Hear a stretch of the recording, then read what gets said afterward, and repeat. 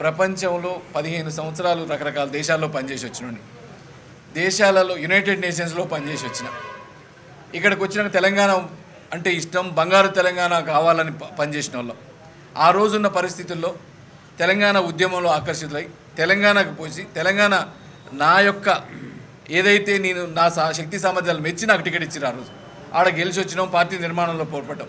కానీ దేశంలో మోడీ గారి పథకాలు, మోడీ గారి ఆలోచనలు చూసినాక ఇలా దేశభక్తి ఉన్న ప్రతి ఒక్కరు, నేను కాదు ప్రతి ఒక్కరికి కూడా చెప్తా ఉన్నా, ఈ దేశాన్ని ప్రేమించేటోడు, దేశభక్తి ఉన్నోడు, ఈ మన సాంప్రదాయం సంస్కృతి వర్ధిల్లాలనుకునేటోడు ప్రతి ఒక్కడు కూడా బీజేపీలోకి రావాల్సిందే.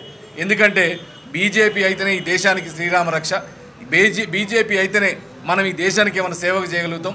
ఎందుకంటే ఎక్కడ కూడా ఇంత గొప్పగా క్లీన్గా ఇమేజ్ ఉన్న నాయకుడు లేడు. ఎక్కడ చూసినా స్కాములు ఉన్నాయి. కానీ గత 10 ఏళ్లలో చిన్న స్కామ్ లేకుండా ఎంతసేపటికి దేశమే తన అభిమతంగా పనిచేసే నాయకుడికి అండగా ఉండాలనుకున్నాం. దానికోసం పార్టీ మారినాం. ఖచ్చితంగా బీజేపీలో పనిచేస్తాం.